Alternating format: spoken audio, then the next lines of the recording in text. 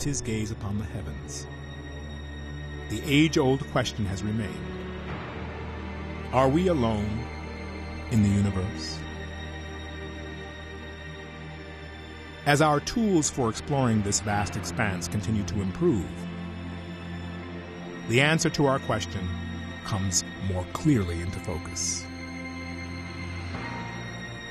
It's now estimated that for every grain of sand on planet Earth, there is another Earth-like planet capable of sustaining life. So, can we truly be alone?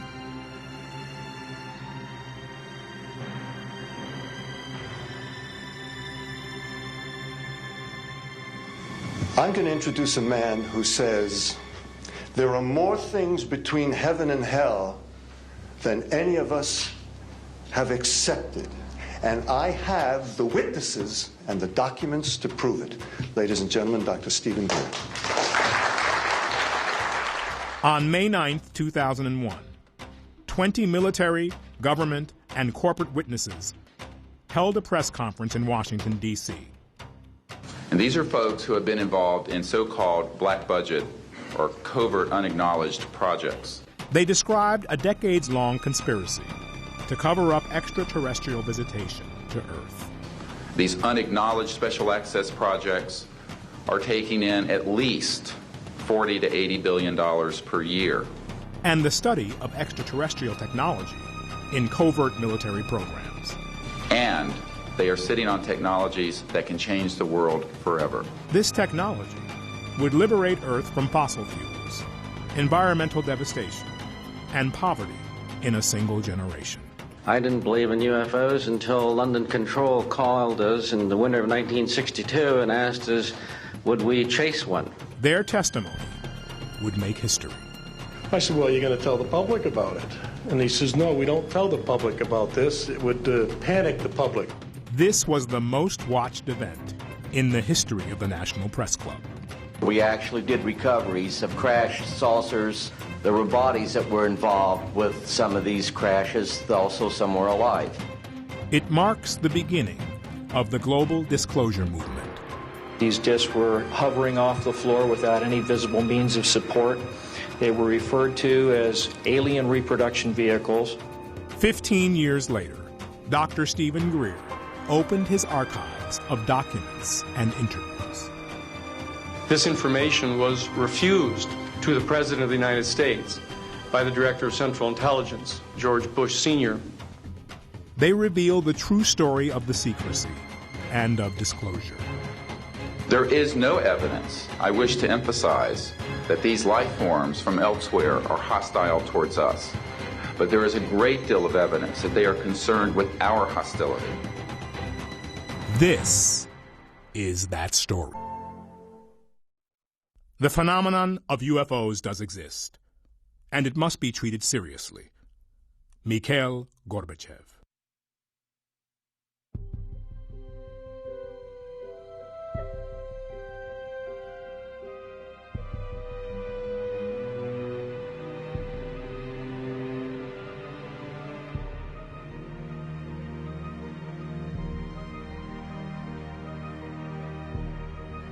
One of my biggest disappointments over the last 25 years is those who lack the courage of their convictions.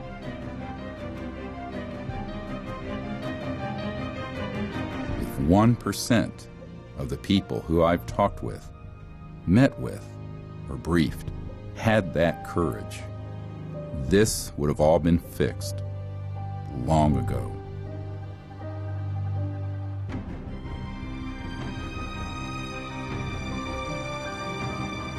I have always told them,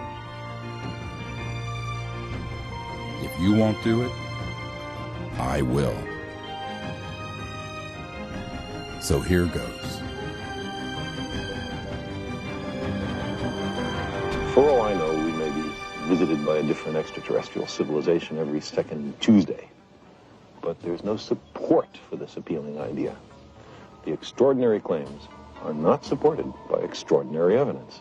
It's always asked, where's the evidence or where's the beef on the UFO issue? In fact, we have so much evidence that Dr. J. Allen Hynek, who was in charge of Project Blue Book for the Air Force, stated that it's an embarrassment of riches. We have so much. I'm Richard Doty. I was assigned as a special agent with the Air Force Office of Special Investigations at Kirtland Air Force Base. I was a counterintelligence officer at the base. During my time there, my first few months there, I was briefed into a special access program involving the U.S. government's investigation and contacts with extraterrestrial, the visitation of these extraterrestrials to Earth. I can assure you that flying saucers, given that they exist, are not constructed by any power on Earth. President Harry S. Truman. And it started out with a crash at Roswell. Headline edition, July 8, 1947. The Army Air Forces has announced that a flying disc has been found and is now in the possession of the Army.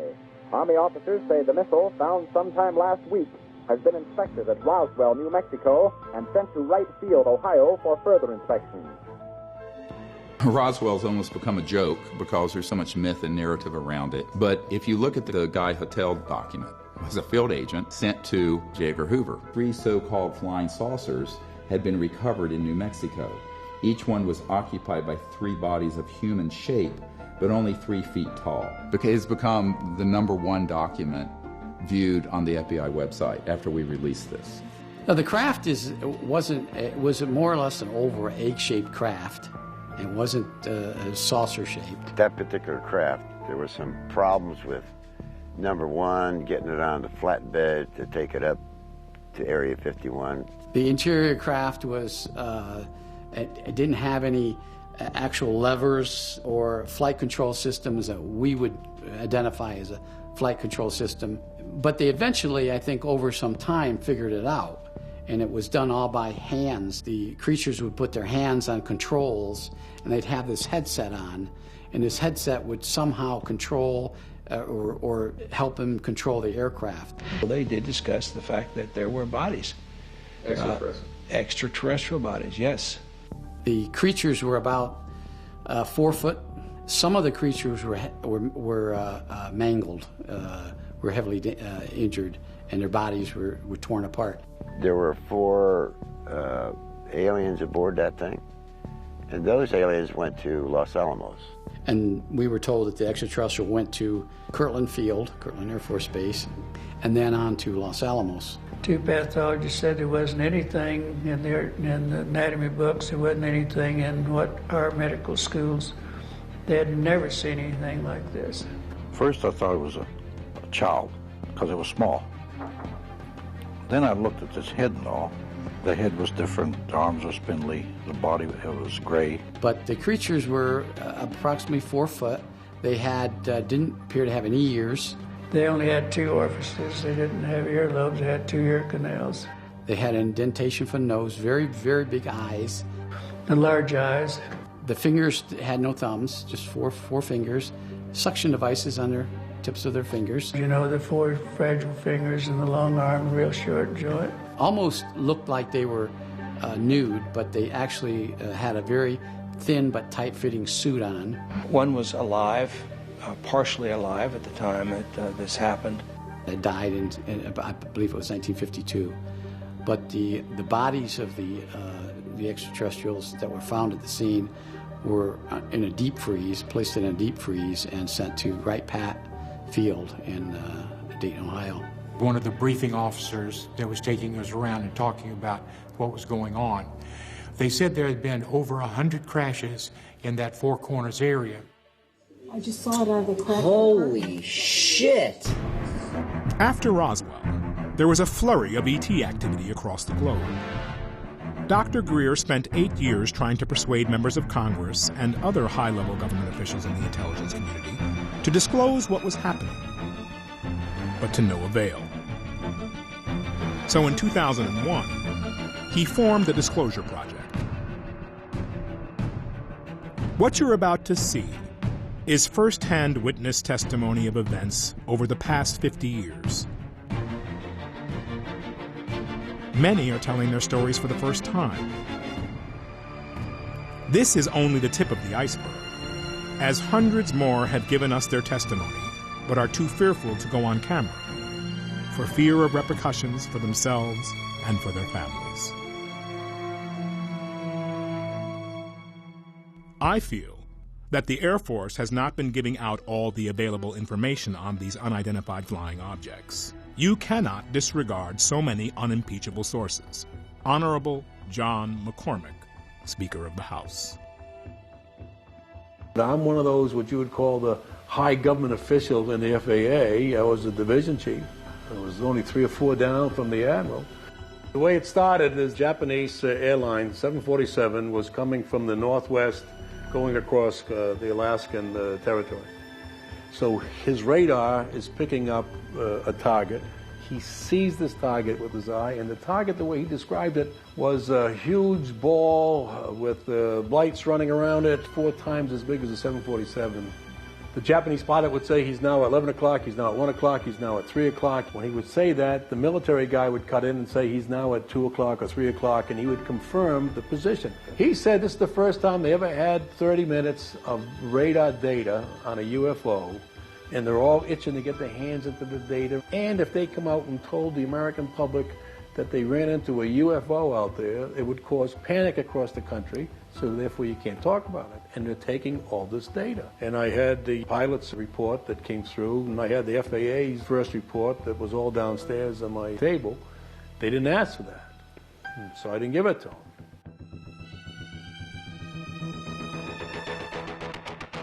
The plane that I was going to be flying in was an F-104, which was the fastest known aircraft to mankind at that time. So we're flying down the Rhine River. We're up at high altitude, and about that time, I spot a bogey at about 10 o'clock over here. I don't recognize the craft. I said, "Bogey, 10 o'clock." And the captain looked over there and said, "Well, let's find out." So he kicked it into afterburner, and we went after that, and it disappeared just like that. He says, "Please, whatever you do, do not say anything about this encounter. It will get me in much trouble." So that was my first introduction to cover-up.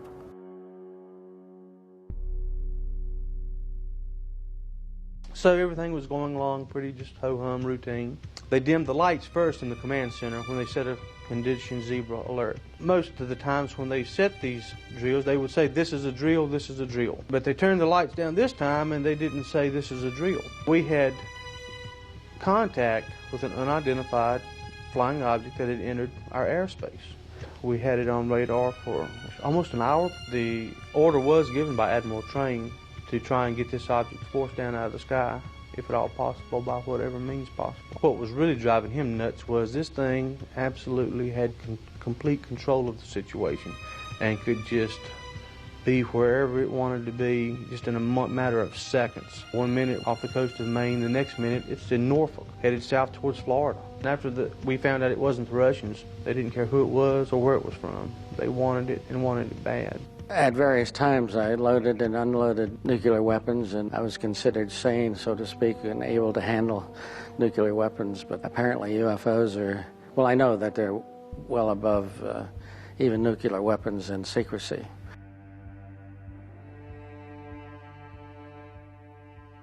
One particular night, we just finished our refueling mission. London Control called us and asked us if we would intercept a UFO over the center of England, roughly in the Stonehenge, Oxford area. We're up at 33,000 feet, and the UFO was down at about 1,000 feet. We dove on it. Eventually, we got up to close to it, and we could see what looked like a cruise ship out at sea with all the lights and everything. Got about a mile from it, and it went up into space. London Control said, "You can continue on with your mission." Apparently, Prince Philip felt it was very important. We were invited to dinner at the Officers Club where he was the speaker, and he knew all about the fact that we had chased the UFO. He kind of made me a believer in a sense. I had seen him personally, of course, before that, but when someone of his stature indicates that they're real and probably from another planet, it's very convincing. I believe that these ET vehicles and their crews are visiting this planet from other planets, which obviously are a little more technically advanced than we are here on Earth. Astronaut Gordon Cooper. We should go boldly where man has not gone before. Fly by the comets, visit asteroids, visit the moon of Mars. There's a monolith there, a very unusual structure on this little potato-shaped object that goes around Mars once in 7 hours. When people find out about that, they're going to say, who put that there? Who put that there? Dr. Greer has been around people with top-secret clearance his whole life. His uncle helped to design the original lunar module that put the first men on the moon. In 1961, President Kennedy challenged NASA to put Americans in space and on the moon by the end of the decade. Because that challenge is one that we're willing to accept, one we are unwilling to postpone, and one we intend to win. The Disclosure Project archives includes testimony from extraordinary individuals who were part of this great effort to explore outer space, including astronauts Gordon Cooper and Dr. Edgar Mitchell, the sixth man to walk on the moon. Yes, there have been ET visitation, there have been crashed craft, there have been material and bodies recovered, and there is some group of people somewhere that may or may not be associated with government at this point, but certainly were at one time, that have this knowledge and have been attempting to conceal this knowledge. We walked over to one side of the lab and he said, by the way, we've discovered a base on the back side of the moon. And I said, whose? What do you mean, whose? Well, let's see, we've had visitors again. Yeah. Probably worth mentioning. Recreation. And then he pulled out one of these mosaics and showed this base, which had geometric shapes. There were towers, there were spherical buildings. There were very tall towers and things that looked somewhat like radar dishes, but they were large structures. And at that point, I became frightened and I was a little terrified, thinking to myself that if anybody walks in the room now, I know we're in jeopardy, we're in trouble, because he shouldn't be giving me this information. The crew of the carrier Kearsarge goes into action off Midway Island in the Pacific for the return of a hero, Major Gordon Cooper. The capsule door is blown off and Cooper's flight ends, a performance that exceeded the most optimistic predictions. I was having some cameramen film the installation of a precision landing facility we were putting in right on the edge of the dry lake. And the saucer flew right over them and put down 3 little gear and landed out on the dry lake bed. And they went out, picked up their cameras and moved on out toward him filming. And he lifted off, put the gear back in the well and climbed out at a very high rate of speed and disappeared. I was involved in the research and development and doing very classified programs myself. So I knew that we didn't have any vehicles of that kind. The Russians didn't have any of that type either. At that point in time, there was no doubt in my mind that this vehicle was made at some other place than here on Earth. Watching 8 News Now at 11. Officially, the U.S. government ended its study of UFOs in 1969 because it assured the public there is no proof the phenomenon represents a threat to national security. But what if these unknown aircraft showed an interest in our nuclear weapons? A group of more than 150 military veterans, missile officers, security personnel, including many who worked at the Nevada test site, say they've seen mystery intruders over nuclear facilities.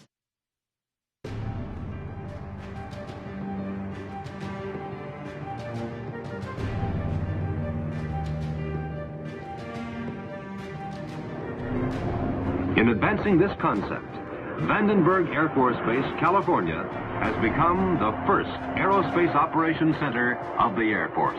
They actually photographed the UFO following the missile as it climbed into space and shining a beam on it, which neutralized the missile. It flew into the frame like this, and it shot a beam of light at the warhead, which is represented by my thumb here. So this thing fires a beam of light at the warhead, hits it, and then this thing flies up like this, fires another beam of light, goes around like this, fires another beam of light, goes down like this, fires another beam of light, and then flies out the way it came in. And the warhead tumbles out of space. Now, when the lights came on, Major Mansman turned around and looked at me and said, "Were you guys screwing around up there?" And I said, "No, sir." And he said, "What was that?" And I said, "It looks to me like we got a UFO." The idea of any explosion in space by any Earth government was not acceptable to the extraterrestrials, and that has been demonstrated over and over. How is that demonstrated? By the destruction of any nuclear weapons sent into space. It was early in the morning. I received a call from my topside security guard. He and some of the guards had been observing some strange lights flying around the launch control facility. And I said, "Well, you mean UFO?" I think I used that word. He didn't know what they were, but they were lights. They were flying around. I just kind of shook my head and just said, "Well, call me if anything more important than that happens." He calls back, and this time he's very frightened. I can tell by the tone of his voice. He's very shook up, and said, "Sir, there's a glowing red object hovering right outside the front gate." And as I was relating this to him, our missiles started shutting down one by one. The Air Force did an extensive investigation of the entire incident and was not able to come up with a probable cause for the shutdowns. The missiles are not connected to each other. Having a fault at one site would not affect missiles at another location. Assuming that they've always been there, but what caused this great interest in us, this large incursion after 47? And I remember he thought for a moment, he said, "Well, obviously, the atom bomb." A 1.5 stage, 132-ton ballistic device, now fully operational after an evolutionary background of more than 50 years of powered flight. Roswell was not the beginning. It was a turning point. We just dropped 2 bombs on a country. We had a test of that bomb a few months earlier, or a few weeks earlier, in New Mexico. This probably was observed by these aliens somewhere, whether they were doing reconnaissance back then or how they ever figured it out. So they came here to observe and try to figure out what the heck was that. At the time of the crash, shortly after the detonation of the first atomic weapons, Roswell was the only nuclear-armed squadron in the world. If you accept the multidimensional theory, it's highly likely that we've done a hell of a lot of damage. In somebody else's world, they might have even done more damage there than we did here. The underlying theme that connects most of the Disclosure Project case files is the fact that these close encounters tend to occur near our nuclear facilities, suggesting that these visitors are deeply concerned with our hostility and the existential threat that we pose to ourselves and others, once we learned to split the atom.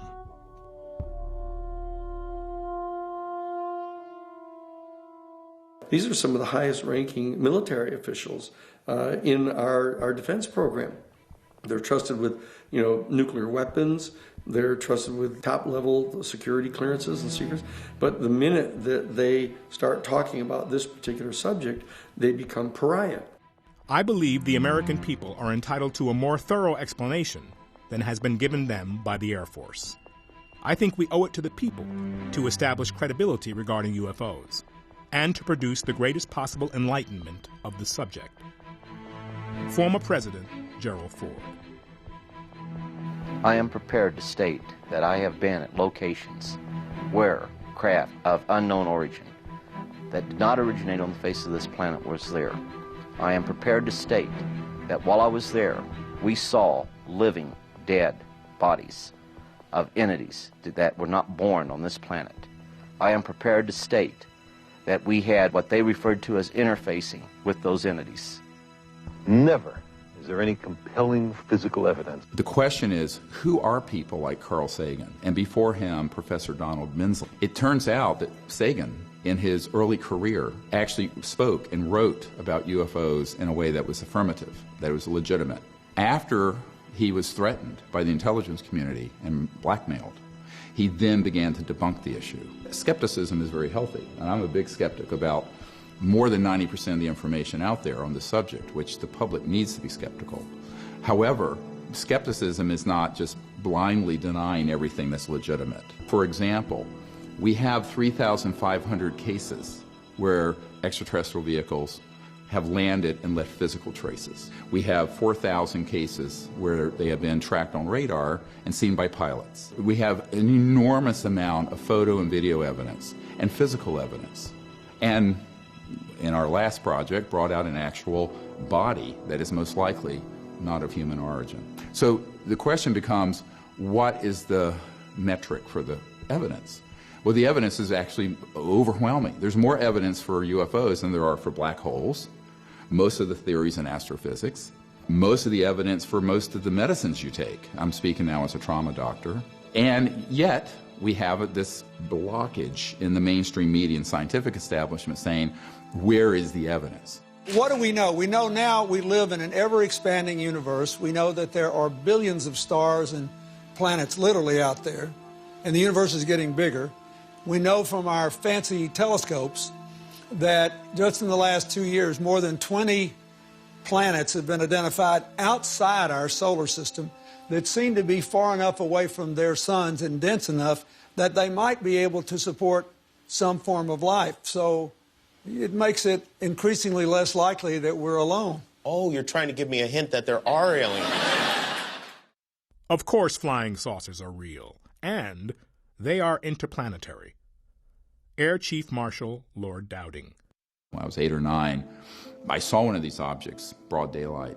There was a beautiful, seamless disk in a blue sky, back when the skies were very blue. And I was with some boys in the neighborhood, and we saw this, and I went, oh my God, they're real, we saw a UFO. Now my parents said, oh well, you're just a kid.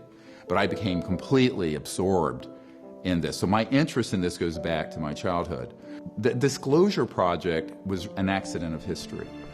In 1990, I formed the Center for the Study of Extraterrestrial Intelligence to form a diplomatic corps to make peaceful contact with these civilizations. Because once you conclude that they're real and they're of interstellar origin, the next question is, what are we going to do about it? And so I concluded what we should be doing about it is not militarizing the relationship, but having sort of a citizens' diplomacy effort, much like the Physicians for Social Responsibility, who were going to the Soviet Union to create a dialogue during the coldest days of the Cold War. There was no one at the United Nations or State Department or any foreign ministry dealing with it. So we started a set of protocols to make contact. And sure enough, we had some spectacular successes. Holy damn hot shit. Dog. Thank you. This got kicked up to the intelligence community. So by 1992, I was getting visits from the head of Army Intelligence, people inside the National Security Agency, and other three-lettered agencies. My intention was never to get involved with trying to disclose this issue. My interest was in this whole concept of making contact for peaceful purposes to advance our civilization from a planetary civilization to an interplanetary civilization. That was really the heart of my sincere interest. But along that way, you know, and eventually a man who was friends with the director of the CIA, by the time Clinton became president, who said that you're going to be the first person to brief the director of Central Intelligence and the Clinton administration on this, because they have made inquiries and they have been lied to, which I did not believe. I mean, he was that blunt about it. This is really where I then went down the rabbit hole.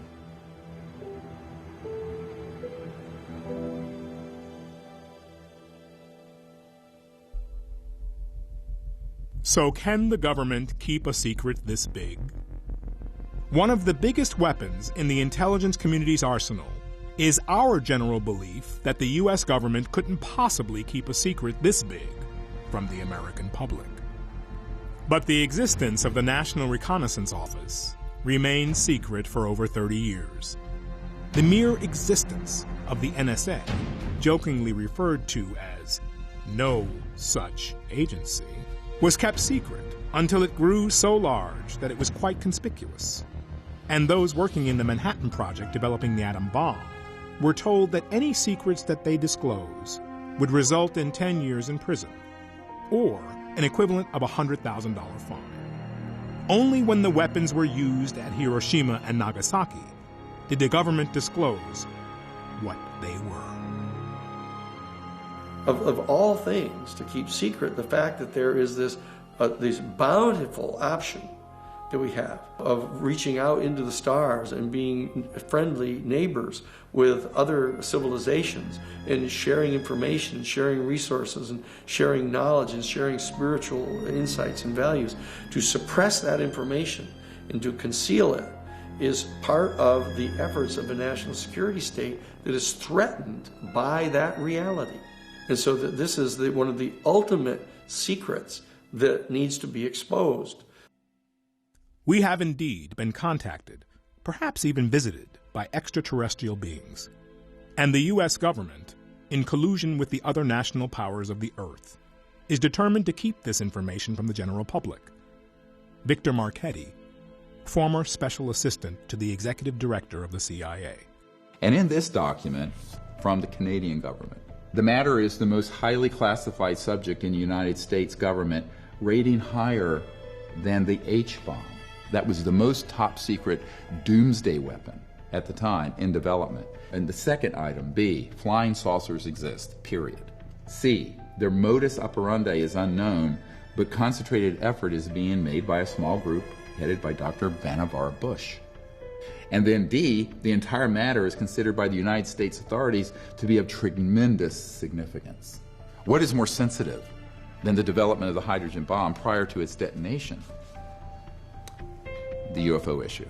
A priori, therefore, the entire subject has been managed in a way from the 40s onward with extraordinary secrecy around it.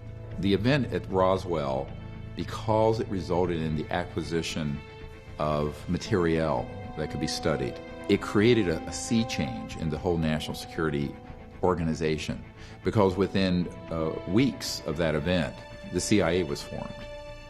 Within weeks, there was the formation of the Air Force, which was split off from the Army Air Force. It also led, however, the development of unacknowledged special access projects, which is why Eisenhower, even though he knew about the subject on a fairly deep level, had completely lost control of it by 1961 when he left office. We must guard against the acquisition of unwarranted influence, whether sought or unsought, by the military-industrial complex. You know, because you think of generals and you think of conservatives and Republicans as being very pro-military and business, but he's talking about the illegal part of it. He's not talking about the conventional military. But it's now the military-industrial intelligence complex that are moving bureaucratically toward establishing dominion and control over the entire democratic process in the country, and that they're waging war, invading the Middle Eastern oil fields and occupying the oil fields, attempting to establish what they themselves refer to as full spectrum dominance. But we're going to smoke them out. And so the public has to understand there became to be this bifurcation, this separation between legitimate national security and military operations and the deep black programs that are unacknowledged. We're talking about the black budget, the deep black, super secret, unacknowledged budget that runs in the $100 to $200 billion a year. I'm being conservative. My 03 budget calls for more than $48 billion in new defense spending. More money for the Pentagon when its own auditors admit the military cannot account for 25% of what it already spends. According to some estimates, we cannot track $2.3 trillion in transactions. $2.3 trillion with a T. That's $8,000 for every man, woman, and child in America. We're spending well over $100 million per day on classified programs that have no congressional oversight, no public scrutiny. There's no monitor of these programs. A number of these programs go directly through Congress, totally. When you start going through these documents, these programs start dropping off the radar screen. These are all classified programs within the defense budget, but they don't supply any technical information on the program. And if people think that the Congress and the President actually have a handle on this, they're gravely mistaken. They do not. This is where we get into the structure of secrecy. The structure of secrecy is complex and multifaceted. We've been led to believe that we live in a mostly transparent democracy, with the president at the top of the intelligence food chain, a true commander-in-chief. The reality, however, is much different. A shadowy government with its own Air Force, its own Navy, its own fundraising mechanism, and the ability to pursue its own ideas of the national interest, free from all checks and balances, and free from the law itself. There's secrecy that is legal, and unfortunately, where Edward Snowden made his mistake was by disclosing secrets, no matter how inappropriate it might have been that they were going on, that were being managed legally that the President and Congress and the intelligence committees knew about. A traitor to the United States. On the other hand, there's secrecy that is illegal. And these are the unacknowledged special access projects, USAPs, USAP for short. What they've done is they've formed this alliance among themselves of the industry that makes money by building war machines, the military that uses the war machines and justifies them, and then the intelligence community that is not really an intelligence community, it's a covert operations community, armed with military weapons and nuclear weapons, in that they're trying to push the boundaries now of establishing their dominion and full spectrum dominance over the planet. And in this document, first document that's on the briefing for President Obama's brief we put together that we gave to John Podesta, this document lists the compartmented operations out of the Nellis facility, what the public wrongly calls Area 51. I gave this document to the head of intelligence for the Joint Chiefs of Staff, Admiral Tom Wilson. Now this is J2. This is the guy who puts the intelligence briefings together for the Joint Chiefs of Staff of the United States of America. And he got hold of one of these compartments and he said, "Hello, I'm Admiral Tom Wilson. I want to be read into or briefed on this project." They said, "Yes, sir, we know who you are, and you don't have a need to know." You don't have a need to know. The head of intelligence for the Joint Chiefs of Staff. So this is where the military have been victims of the secrecy, because there are many generals and admirals and very good officers I've met with who have enormous responsibility that everyone, if you polled 1,000 people on the street, I think every single person would say something this sensitive they would know about, and if they didn't have knowledge about it, if they asked about it, they will be told. That is not true. There are very clear efforts to engage in covert programs and to keep the knowledge of those programs away from people, even in positions of constitutional authority. Dick Cheney, he would have a need to know. They call him Darth Cheney. We're talking about people way up in the defense industry, people who are running the skunk works, people like Ben Rich, like Kelly Johnson. So these unacknowledged special access projects do not care what your rank and position is. They care about one thing. Will you go along with their agenda? And this is exactly what happened when I met with Lord Hill Norton. Since my name has become connected with UFO matters in quite a big way in this country, I have frequently been asked by a person of my background, a former chief of the defense staff, a former chairman of the NATO military committee, what the reasons may be for governments wishing to cover up the facts about UFOs. That, I believe, is because governments fear that if they did disclose those facts, people would panic. The only thing he really wanted to know was, I was head of the Ministry of Defense, head of the Military Committee for NATO, head of MI5, MI6. Why wouldn't they have told me? And I said, well, sir, with all due respect, what would you have done if you'd found out that there was a project that was illegal, engaged in assassinations, that was keeping from not only our leaders and our constitutionally required oversight, technologies and information that would enable us to have a whole new civilization on this planet without pollution or dependency on Mideast oil or what have you. And he says, I wouldn't have stood for it for a bloody minute. And he was just in a rage about it. I said, that's why they didn't tell you. Several U.S. presidents are on record talking about the UFO mystery. Yeah, Presidents Jimmy Carter, Ronald Reagan both had UFO sightings of their own, but the current presidential campaign might be the first in which UFO disclosure has been championed by a major party candidate. When we had your husband, President Clinton, on this show, he said, I asked him about UFOs in Area 51, and if you looked in, because if I was president, that's the first thing I do. I go right into those files and see what was going on. Right. And he said that he did do that. Yes. And that he didn't find anything. Well, I'm gonna do it again. Yeah, why not? Right? And you know, there's a new name. It's unexplained aerial phenomenon.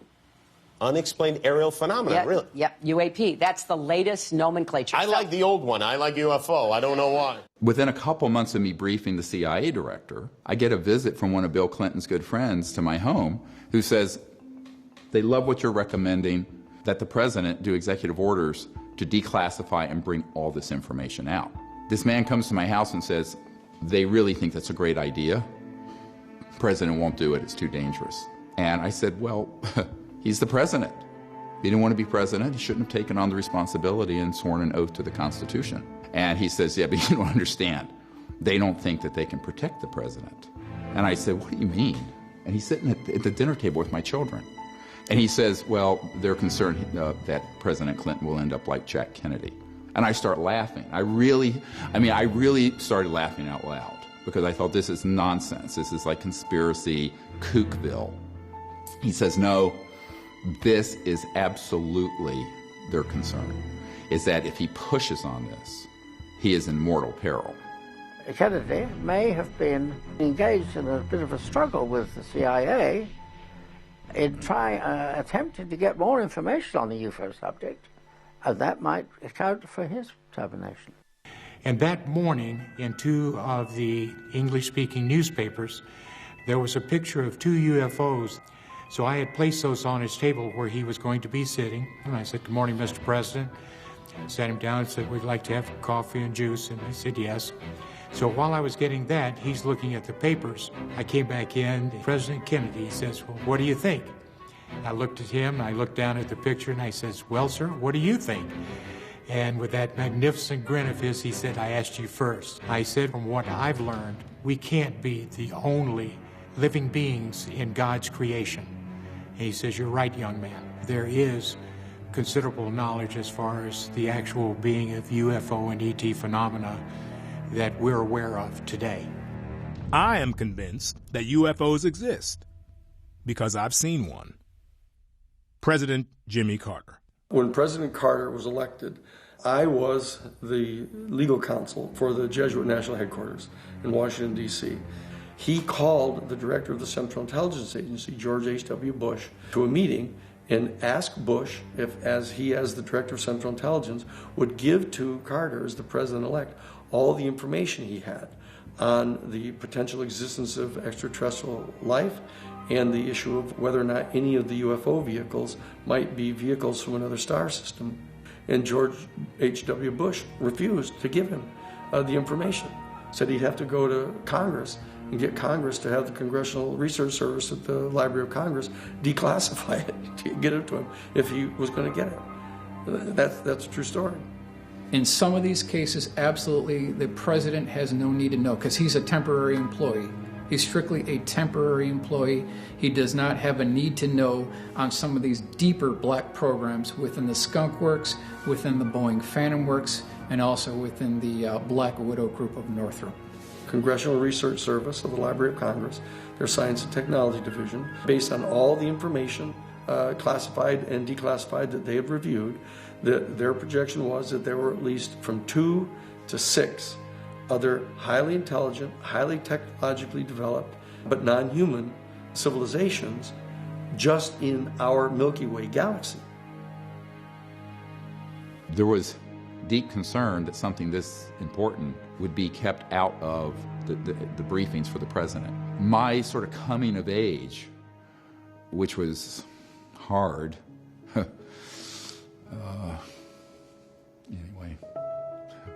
it's hard talking about this. I'm trying to say, I was a young doctor, asked to do something like this. Sorry. I'm a doctor in an ER, taking care of shootings and stabbings and car wrecks. And I'm being asked to brief the CIA director on stuff because he and the president are being lied to? What? You know, are you... I said, are you fucking crazy? It was terrible. Frankly, it was devastating. Initially, I have to admit, the CIA director, I thought, to be honest with you, that he was sort of picking my brain to find out what I knew, as opposed to really not knowing. By the time the 3-hour meeting was over, it was quite clear that the emperor had no clothes. He later denied the meeting had happened for a briefing. This is a wonderful thing. Now, people say, how could he write this letter basically saying that this meeting and what I said about it was a distortion of the truth? I said, because he didn't realize there was a record beforehand. And thank God, I saved the document that is the original invitation. And in that letter, it is explicit. I talked to Woolsey this morning, and he suggested getting together. There is an active attempt being made at lower levels of government to sabotage Project Starlight, which is the initiative I started and Lawrence Rockefeller helped fund to bring all these top secret people together and recommend these changes to the Clinton administration. And then he says, this group almost certainly has tapped your phones and is aware of most of the details of your plans. Remember, the most powerful people in the world will have a deep, compelling interest in our activities and will use everything at their disposal to effect their objective. I thought, oh, come on. This is like a bad, conspiracy novel, except this became my life.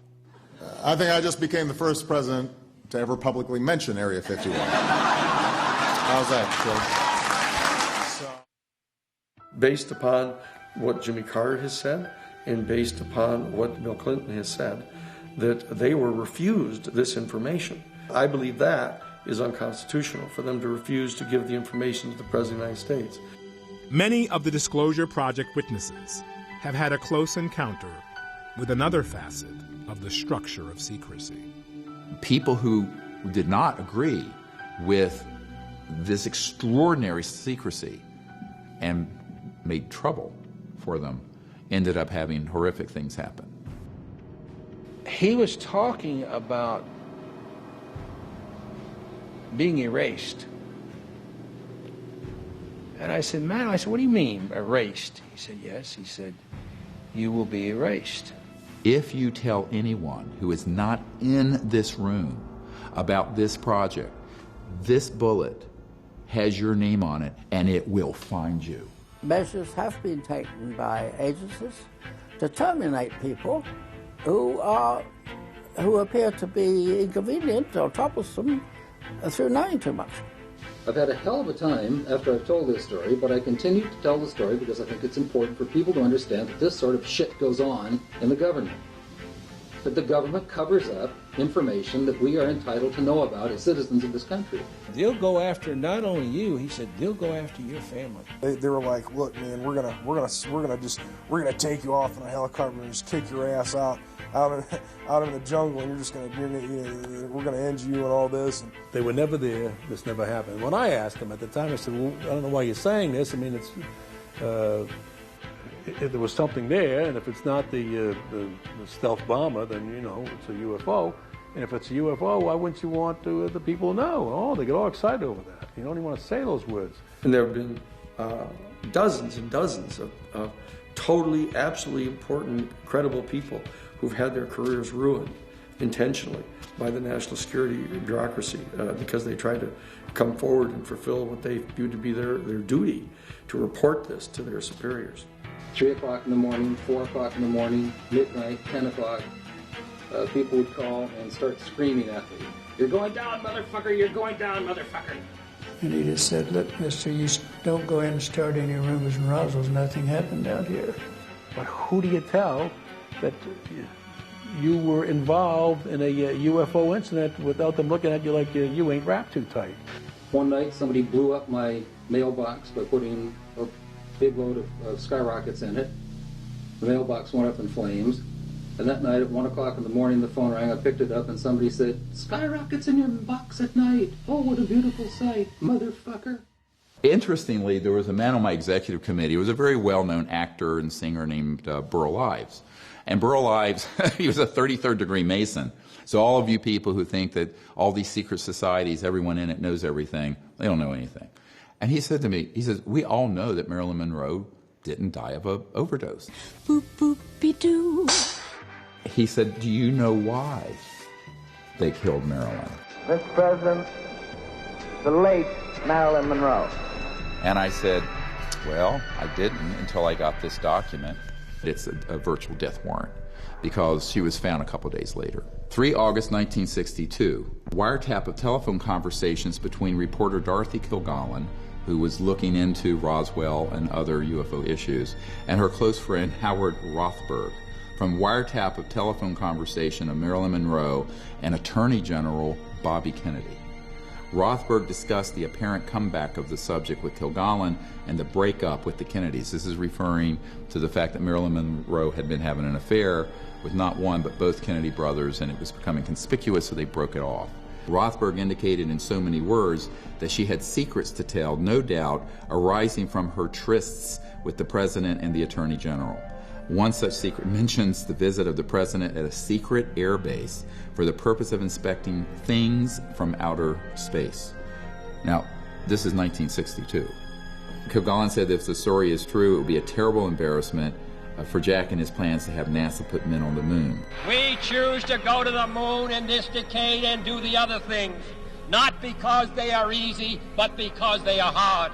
The subject repeatedly called the Attorney General and complained about the way she was being ignored by the President and his brother.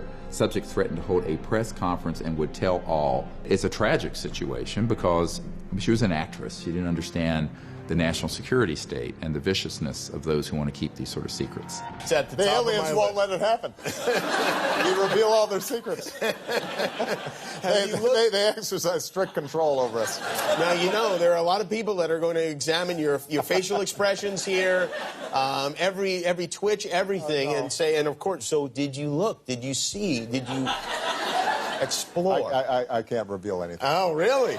Because President Clinton said he did go right in, and he did check, and there was nothing. Well, you know, that's what we're instructed to say.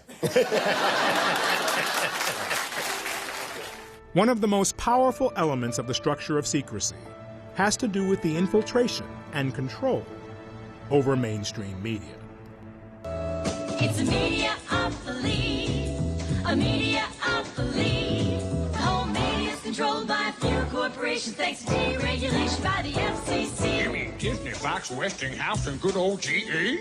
They own networks from CBS to CNBC. They can use them to say whatever they please and put down the opinions of anyone who disagrees. We've observed firsthand the intelligence community influencing the media when they're trying to cover this story. We have memoranda after memoranda after memoranda citing the psychological warfare and propaganda value of the subject. This is a very important thing for the public to understand. How do you keep something secret? You hide it in plain sight. And I suspect that unless the Defense Department proves us otherwise, that it was probably some form of an alien spacecraft. And I think as a public figure you have to be very careful about what you say, because people can have pretty emotional reactions, and I said my goal wasn't to try to stir the pot. And now I'll ask Officer Stein and his colleagues to escort the accused into the room so that we may all look upon the guilty party. Don't get him too close to me, please. In the alien costume, the governor's chief of staff. Now, this just goes to show that you guys are entirely too serious. So it's there. Everyone, I mean, there's 5% of the U.S. population have seen these objects. But you create an environment where the subject is so pilloried and ridiculed that no respectable scientist or doctor would want to be identified with it. Internal documents from the Defense Department and intelligence agencies explicitly stating that they want to have this campaign of ridiculing and destroying the credibility of completely credible, completely honest eyewitnesses to UFO sightings and even sightings of extraterrestrial beings on the ground, that they want them discredited. They want their credibility destroyed. If someone comes out and says, I saw a UFO on TV, the only ones that see a UFO in the TV programs are the rednecks out in the country that are going coon hunting or alligator hunting at night. You don't find anybody with any kind of spots or some professional individual saying, hey, last night, let me tell you what I saw. And this officially was released by the CIA, talking about how they have people embedded in all the major media to change, alter, and affect stories to their benefit. You are fake news. So every news agency, every television, radio station in the Albuquerque or Santa Fe area had our snitches in there. So we knew, and we paid them. We paid them good money. One of the reasons you get the people is you pay them, and that was controversial. That was somewhat controversial. Do you know of national media that have had? Oh, yes. Yeah, I'm not going to name them. We now have relationship with reporters from every underlined major wire service, newspaper, news weekly, and television network in the nation. In many instances, we have persuaded reporters to postpone, change, hold, or even scrap stories that could have adversely affected national security interests or jeopardized our sources and methods. And it goes on to then say that they have the same within academic circles. There's a finding that the Pike Committee made that they had verified 42 full-time Central Intelligence Agency paid employees that were inserted inside the major national news media centers. And most of them ended up being the so-called national security reporters. The man turned to me, and this is a board member of Time Life, and said, Dr. Greer, we basically are scribes taking dictation from the right hand of the king. The fourth estate is dead. I know reporters for Time magazine who told me specifically that they've provided the stories and their editors have spiked them. Yeah, the high-level producers and directors, yeah. And how were they paid so that it was cash? Yeah, you pay. What you do is you make them sign a form and you tell them, you got to report this to IRS. But whether they do it or not, you're not going to give your form to IRS. I paid. I better not say. Some of them are large. If you, Ms. McLean, know of any proof about aliens, you can give it to me, and I guarantee you I will get it out. But I am skeptical. Based upon my experience representing NBC and representing the New York Times, I know that they will refuse to publish information, which in my judgment is clearly important information for the public to know. The corruption of the media means that you have then undermined democracy and our basic constitutional protections. Because if you control the information flow through the elite media, and the only place you can get this information is through the tabloids where they want it because it's discredited there, or on the internet where there's so much false information that's mixed in with the real information that you don't know what to make of it, there creates this complete confusion. When you go to a supermarket checkout and you look at the tabloids, what you may be reading there are actual stories of actual events, but when it's portrayed through the tabloids, it gets discredited. And they're ridiculed and their careers are destroyed pursuant to a very specific self-conscious official program. Now this has worked for 50 years. Why would they change it now? This is the technique they've used. It is time for the truth to be brought out. Behind the scenes, high-ranking Air Force officers are soberly concerned about the UFOs. But through official secrecy and ridicule, many citizens are led to believe the unknown flying objects are nonsense. I urge immediate congressional action to reduce the dangers from secrecy about unidentified flying objects. CIA Director, Vice Admiral Roscoe Hillenkoetter. And so we're sort of living in a Truman Show here. Everyone thinks we have a free press. We don't. We have a democratic process where all these sort of sensitive issues would be handled legally. We do not. And that we have an uncorrupted scientific establishment, which we do not, and which we will prove. The structure of secrecy extends to the scientific and academic arenas, where a deliberate effort to spread disinformation has been going on for decades. From professional debunkers to CIA-funded committees, our trusted academics and scientists have been complicit in the secrecy. A lot of people see something, and a lot of people see things that are really they can't identify, but that doesn't mean it's quite a leap. I believe that people report seeing things they cannot identify, but after spending 25 years, I've found not a shred of evidence that we have alien visitors in our skies. Look, this would be the greatest discovery in the history of science. NASA would be elated. Of course, they'd go to Congress to get more funding. Why would anybody cover this up? Let's do this other little thought experiment, everybody. Are you going to do this with baking soda and vinegar, Bill? In 1952, Project Blue Book was launched by the U.S. Air Force to allay fears from the public of ET activity and to assure them that they were doing everything in their power to look into this. I am here to discuss the so-called flying saucers. The Air Force interest in this problem has been due to our feeling of an obligation to identify and analyze to the best of our ability anything in the air that may have the possibility of threat or menace to the United States. There's been a decision made within the national security state infrastructure to ridicule and dismiss cases that they know positively are cases of genuine sightings of UFOs and extraterrestrial beings. That's perfectly clear. Project Blue Book was headed up by Dr. J. Allen Hynek, a professor of physics and astronomy at Ohio State University. Hynek eventually came clean and said we were there to debunk these cases, not to get to the truth and tell the public. And I know the job they had. They were told not to excite the public. Don't rock the boat. And I saw it in my own eyes happen that whenever a case happened that they could explain, which is quite a few, they made point of that and let that out to the media. Cases that were very difficult to explain, they would jump handsprings to keep the media away from them. They had a job to do to keep the public from getting excited.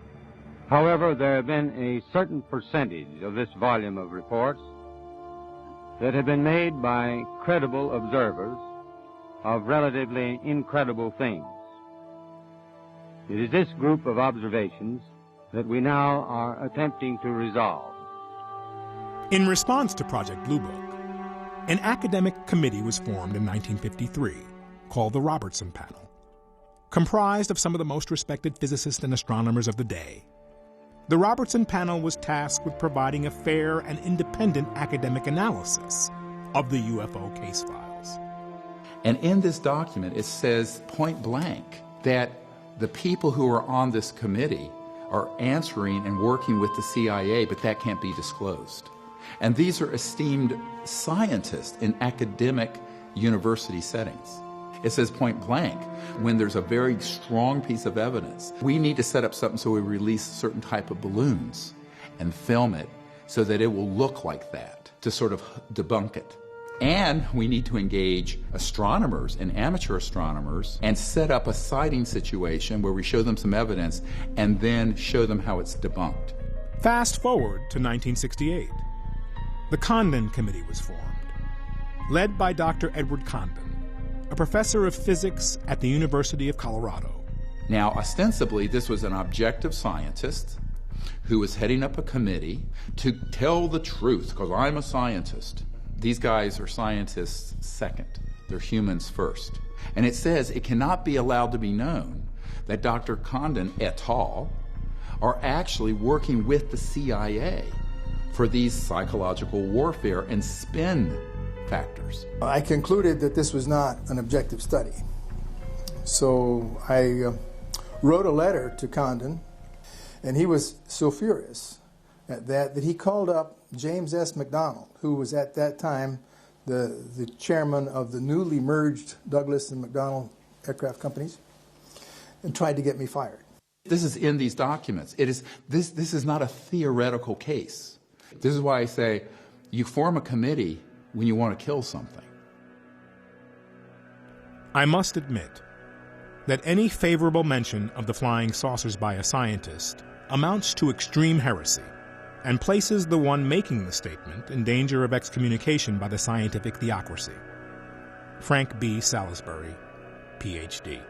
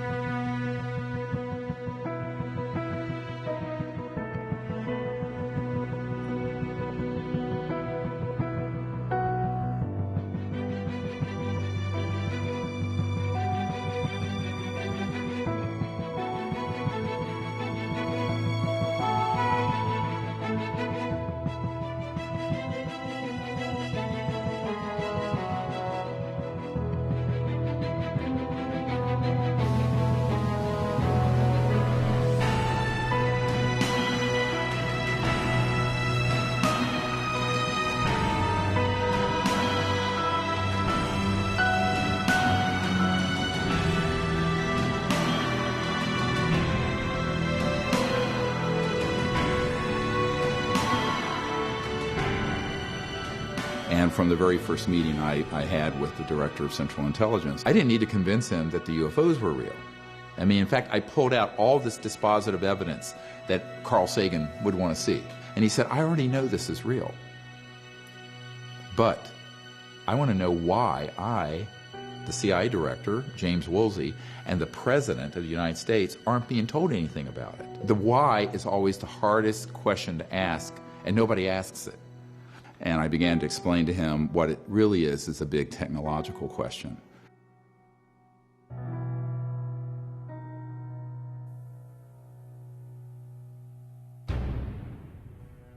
We have lost 100 years of evolution on planet Earth.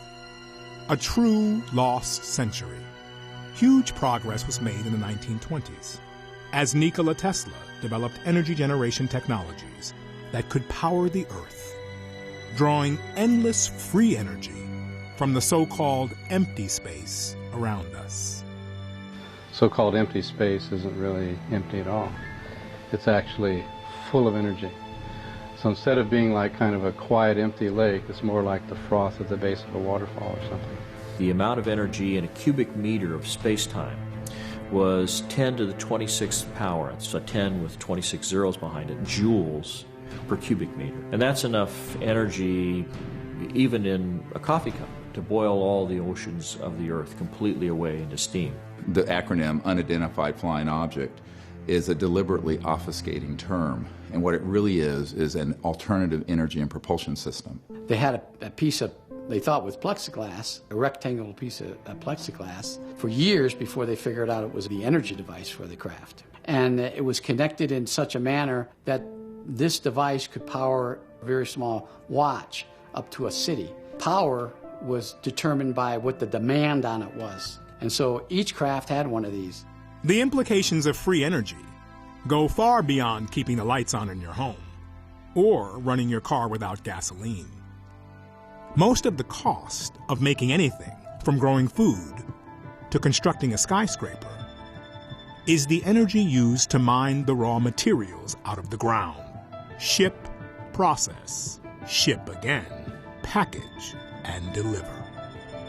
A free energy society in which the cost of manufacturing and agriculture move towards zero would mean endless abundance for everyone on Earth. They already exist. It's not like they even have to be invented.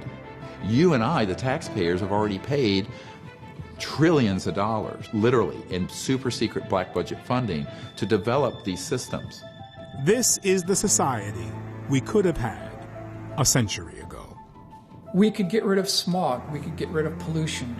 You wouldn't even need solar panels at this point. We could change transportation in a microsecond. The way we build homes would be completely different. The way we govern our lives would be completely different. And all the literally hundreds of trillions of dollars in assets that are in coal, natural gas, uranium, nuclear power, public utilities, They're all obsolete. Many people would say, well, doesn't that mean the secrecy's been a good thing?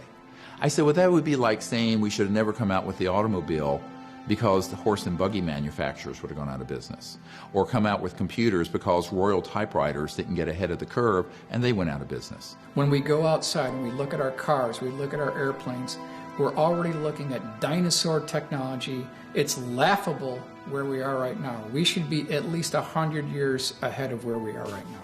And there are still files on this issue classified, top secret, from 100 years ago, for the same reasons. Because the macroeconomic order of fossil fuels, petrodollar, a handful of industrial elites and corporations be completely transformed. But the folks who actually call the shots in the multi-trillion-dollar global economy, they don't want to see that happen. They know that if that power was, delineated to the average person, we wouldn't need them anymore. They don't want it today, and the likes of J.P. Morgan and others back 100 years ago didn't want it. When they found out that Tesla had passed away in the Hotel New Yorker, they came in, they had the manager of the hotel open the safe, and they took all of Tesla's papers. And this was to the director of the FBI from the Department of Defense in a turf war trying to get that information and lock it up. This is not a contested document. This has been officially released. A century of artificial scarcity has produced a destabilized, dehumanized, war-torn world, where the power and wealth have been transferred from the many to the hands of the few. If you take that on, you're going to run into the mother of all buzzsaws in terms of the national security state. Some of the breakthroughs in the past have been deliberately suppressed. There are 5,135, I believe it is, patents that have been confiscated under national security seizures. Now, these are just the patents, and this is what happened to a lot of the huge breakthrough technologies like Stan Meyer, who had a car running on water. A local inventor has discovered a way, hear this, to use water to run your car. It's a major breakthrough that will no doubt make motorists happy. And as Ralph Robinson explains, the Pentagon is also showing lots of interest in this project. A lot of people don't realize that Stan Meyer had a toroidal, a donut-shaped object that put out many times more energy than you had to put into it because it was tapping into this zero-point quantum vacuum energy field. That had a national security order on it before he even got it to patent. It was seized and shut down. What we really had was a threat to the scientific establishment. I view this as the greatest strategic threat to survival of the United States and, in fact, of civilization itself. Who's going to stop this from happening? The president doesn't know it's occurring. The Congress oversight committees have no idea what's going on. And you have these people who are in the deep national security state who basically do what they want. The problem is most of these inventors think that the world's going to beat a path to their door. Unfortunately, Murder Incorporated beats a path to their door first. But free energy technology was only one half of the equation when it came to advanced extraterrestrial technology. Early research into anti-gravity technology gained momentum in the 1940s, as Adolf Hitler poured tremendous resources into developing his secret weapon, the so-called flying bell. Once we acquired these technologies, they were augmented with the study of retrieved extraterrestrial craft, and we created our own fleet of so-called alien reproduction vehicles.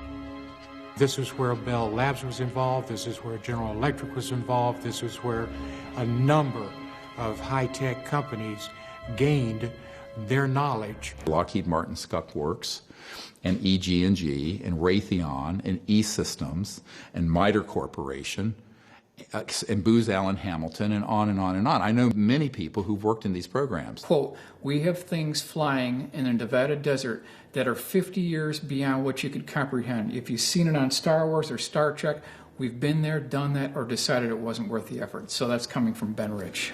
Ben Rich headed the Skunk Works between 1975 and 1991. This is the original letter from Ben Rich on Lockheed Advanced Aeronautics Company letterhead. I am a believer, and so is Kelly Johnson. And here it says, Dear Ben, there are two categories. A, man-made UFOs. B, extraterrestrial UFOs. Dear John, yes, I'm a believer in both categories. I feel everything is possible. Many of our man-made UFOs were unfunded opportunities. In both categories, there are lots of kooks and charlatans. Be cautious, Ben Rich. We now have the technology to take E.T. home. Ben Rich, CEO, Lockheed Skunk Works. It is being covered up, but probably not for the reasons you might think. Within the intelligence communities, they have something called ace in the hole technologies. So secret they didn't even talk about it. November 12th of 1988 was their dog and pony show, a classified military exhibit at Norton Air Force Base. And then off in a separate section of the hangar behind a curtain, which was opened up once everyone had gathered, were 3 of these so-called alien reproduction vehicles, or ARVs. The craft itself was hovering off the floor with no landing gear underneath it, nothing supporting it from above. To see something, travel across 12 miles of airspace in under a second and a half, make a couple of right-angle turns, and not make a supersonic shock wave of any kind, no sonic boom, which I've personally witnessed on a number of occasions. I mean, it changes your whole perspective. There were some very good folks, like Secretary Forrestal, and others who wanted to bring the subject out, but in a way where there would be contact that would be peaceful between humans and these civilizations. But there were other people who saw the big gold mine of militarism and war profiteering and the psychological warfare value. Their mandate, repeat, their mandate is to lie, deny, and deceive. There are people who've had experiences with the technology that we're not able to handle it psychologically because it defies reality. And in this document, the CIA director, Walter Smith, says, I am today transmitting to the National Security Council a proposal in which it is concluded that the problems connected with unidentified flying objects appear to have implications for psychological warfare as well as for intelligence and operations. We have to take a step back from all the jargon and all the paranoia in Star Wars movies for just a minute and realize that it's very easy to set up a false flag operation. A false flag operation, also known as a false indication and warning, is a military tactic in which you create the illusion of a threat, often by attacking yourself and blaming the desired enemy.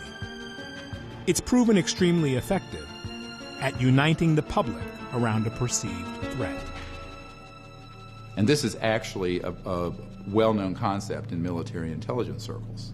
We did it in the Gulf of Tonkin in Vietnam, where we exaggerated, if not completely staged, an attack on our naval vessels so we would stampede President Johnson and the Congress into vastly expanding the Vietnam conflict to benefit, guess who, the military-industrial complex and the war profiteers.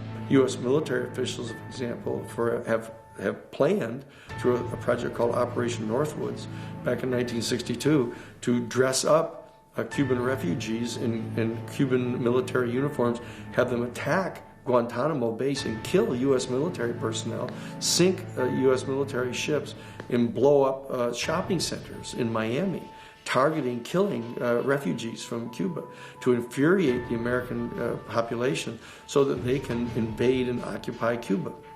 It's astonishing that anybody would dare to make a recommendation like that, but they did. Then you can look at Iraq. Concocted all kinds of false information about weapons of mass destruction, which Saddam Hussein did not have, and it was known in intelligence circles he didn't have. Fracture that whole part of the world, and now we have ISIS. So we have to realize the machinations and manipulations that go on behind the scenes leave us very vulnerable. And the big one is this one, where they could say, oh yes, the UFOs are real, but guess what?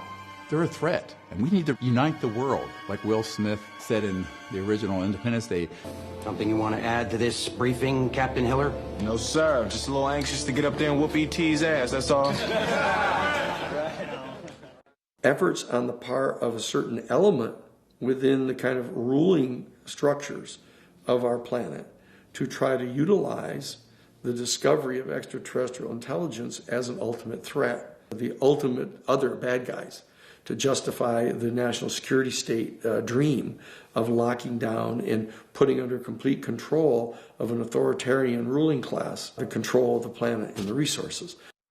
The nations of the world will have to unite, for the next war will be an interplanetary war. The nations of the Earth must someday make a common front against attack by people from other planets. General Douglas MacArthur. Can you realize that we, that you and I, that all of us, have actually begun the exploration of another world? We have taken the first historic step into our solar system. I am Wernher von Braun. Wernher von Braun was one of the top scientists brought to the U.S. from Germany after World War II as part of Operation Paperclip. He invented the V-2 rocket for Adolf Hitler and became the chief architect of the Saturn V rocket for NASA's Apollo moon missions. In his deathbed confession, von Braun warned of a plot to pull off the ultimate false flag, using back-engineered alien reproduction vehicles to stage an invasion from outer space. When von Braun was dying in front of me, the very first day that I met him, he had tubes draining out of his side. And he was tapping on the desk telling me, "You will come to Fairchild." I was a school teacher. "You will come to Fairchild and you will be responsible for keeping weapons out of space." The strategy that Wernher von Braun taught me was that first the Russians were the enemy against whom we're going to build space-based weapons. Then terrorists would be identified. Then we were going to identify third world country crazies. The last card is the alien card, and all of it, he said, is a lie. A lie.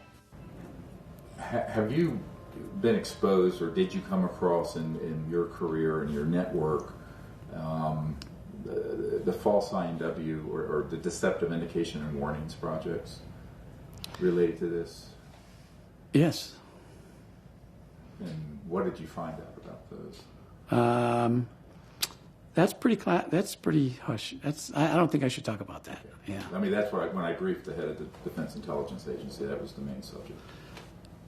That is, that's very sensitive. Yeah, it's very sensitive. Yeah.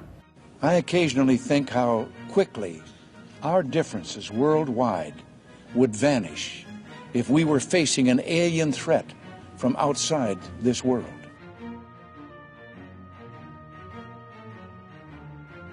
Well, the only problem with that is that if you look at the technologies that permit for interplanetary and interstellar travel, it's 1,000 times more developed than a hydrogen bomb, which, if we were to have a massive exchange of nuclear weapons, would leave most of all life on Earth extinguished. Therefore, how could we possibly have armed conflict with another planetary system for more than a nanosecond and survive it?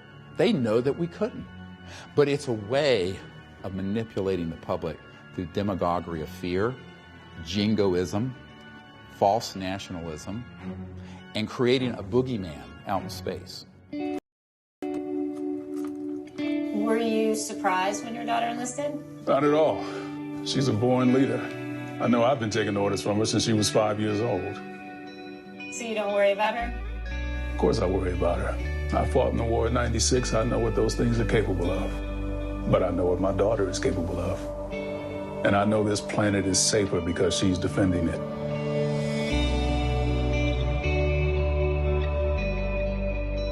They could pull it off. They could definitely pull it off.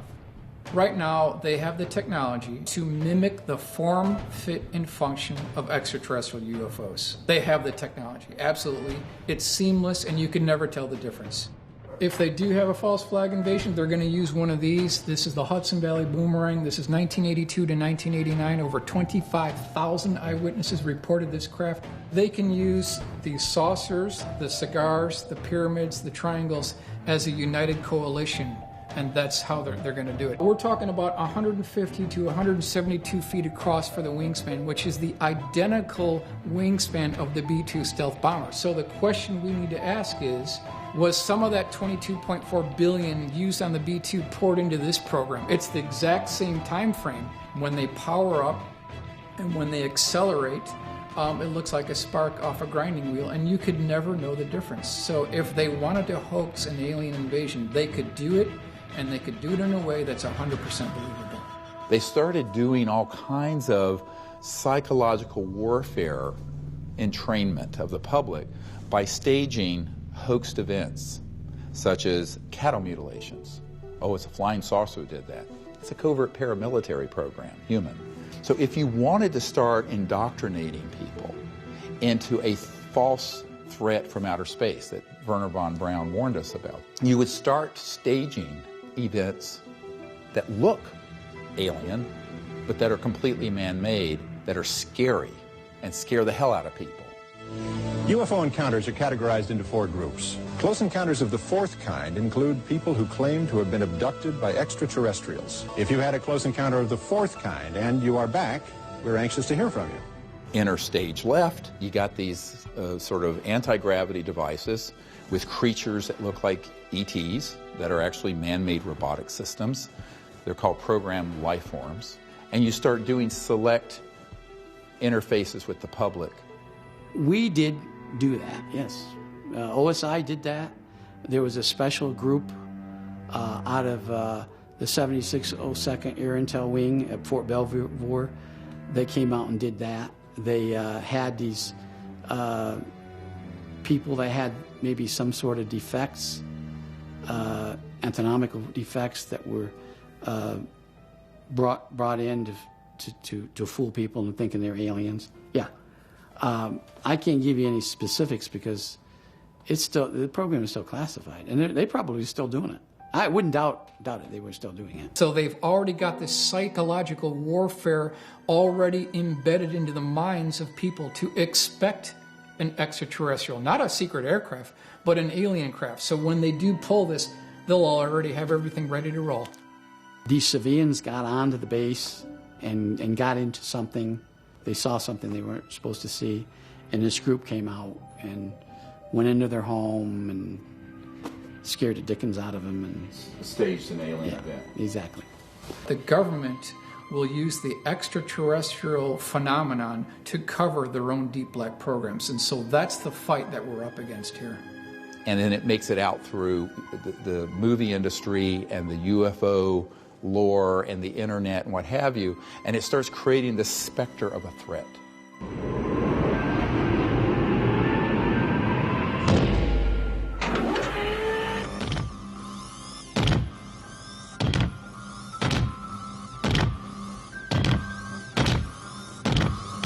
Get away from her, you bitch! Pardon me, are you from Mars? It's a moo-moo.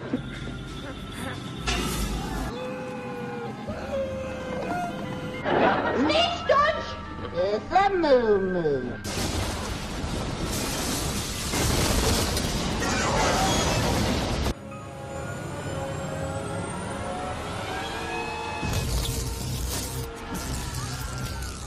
The fact that you and I are still breathing the free air of Earth is abundant testimony to their restraint and non-hostility.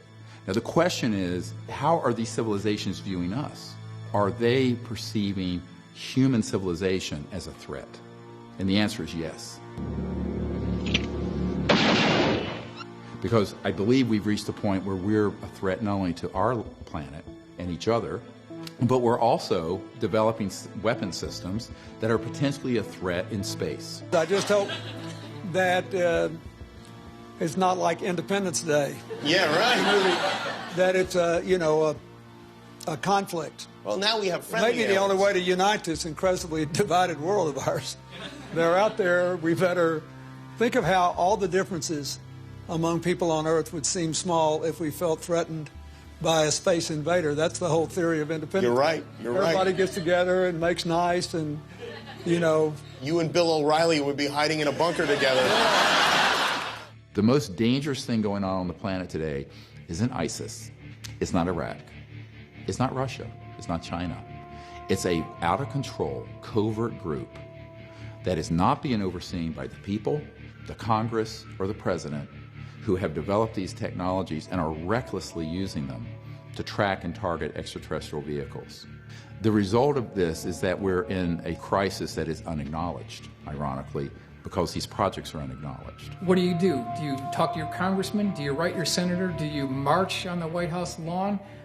What good is that going to do if the people who run this government don't have access to the programs? They're not cleared for it. So that's just not the direction to go. We better not get this one wrong, because this could be a threat to all life on Earth if we are reckless with this issue. We need wise elders that are humans dealing with this situation, and the sociopaths that are in control of those programs can't be allowed to speak for planet Earth and for humanity. Wresting power from the hands of these powerful oligarchs and corporations is going to require a revolution.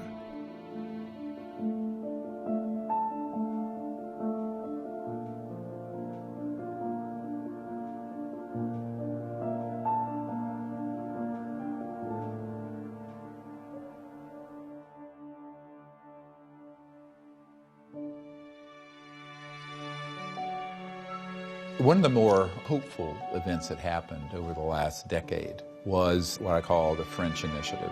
I get a letter from the Ministry of Defense, and it's dated 16th of January 2007, urgent, and it's signed by Admiral Pierre Morin. And he was in charge of providing briefings on this issue for then President of the French Republic, Sarkozy. They learned protocols to make contact with these civilizations for peaceful engagement. So here you have a major country, a nuclear power, making a commitment to do this. And we eventually go to France, and under the cover of a quasi-public event, the Admiral and his assistants are there, and we do the protocols for contact. And they track ET craft coming overhead at 200,000 kilometers an hour. But what it shows is that governments around the world can actually do a lot, if they wanted to break the mold of secrecy and do something helpful. And this is the proof that that's happened with a major country.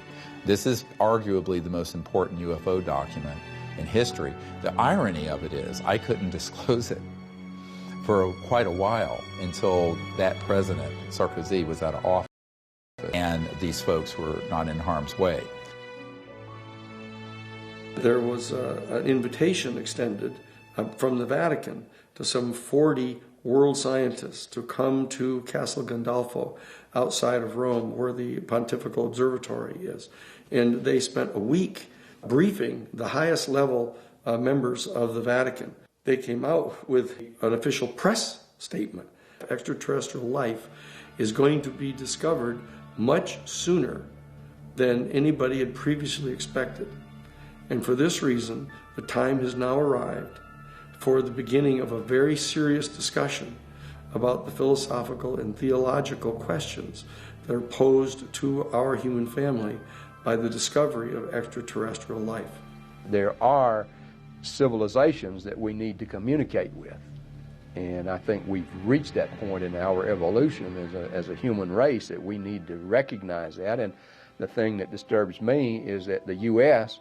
is going to be a third world nation in that field if we're not careful, by having all of this secrecy and refusing to set up any kind of diplomatic protocols, as I know that you have called for and I believe in very strongly. The biggest event in the history of humankind is the discovery that we are not alone, that there are other living entities, intelligent entities, in this universe or other universes, and that we aren't here alone. That's a huge, enormous discovery. I think it's long past time to open this up to the public. Give us information to the young people of the world in this country. They want to hear it. They want it. Give it to them. Don't hide it and tell lies and make stories. They're not stupid. They're not young men that'll panic. UFOs are as real as the planes flying over your head. and that it's time that the United States government started coming clean on what it's all about, because there are very important military and economic issues that have to be addressed. And how can you address a question which relates to a subject that people don't even won't admit exists? And it's a mission that we, as the baby boomer generation, pass on to you. Humanity is at a crossroads, a choice between endless war in space, growing poverty and environmental destruction, or a future where we explore the stars, live in peace with each other and our planetary neighbors. The technology is there. The solutions to Earth's urgent and long-term potential problems are there. The technologies will change the macroeconomic system. Because visualize for a moment, you're at your home, all your power needs are being provided from one of these zero-point or quantum vacuum energy systems. Your car is running, never has to be plugged in. You then can have agriculture and manufacturing locally that has very little cost to it. And this is not just in the U.S., but in places that aren't yet developed, the so-called third world or developing world. They're going to leapfrog right over the smokestack industries and go to high-tech, real high-tech, just like they've skipped over telephone lines and gone to smartphones. This will be a tide that will lift all ships. The world will be increasingly interconnected, and yet on the local level, be completely self-sufficient, every village, every home. And this is something that is the biggest change economically in the history of the human race. It's a big nut to crack, but I think that if you could do that, I think that people would stop looking at each other with a certain level of hostility like we do now. I guess it's kind of corny, but it's that bright future that I see that we could all attain if just a few things could be changed. Imagine interplanetary trade, how exciting that would be. You have to adjust your cosmology, you have to adjust your whole concept of our human species being at the apex of all biological evolution in the universe. And you also have to, of course, modify your judgment that the entire universe was created just as the stage upon which the drama of the human development is unfolding, that there's a lot more going on in the universe than just that. And this is why it's time for the people to lead the whole ending of the secrecy and do the disclosure. As we, the human family, confront the reality of extraterrestrial life, it is perhaps worthwhile to reflect. Was our doubt really due to a lack of evidence? Or merely a lack of imagination?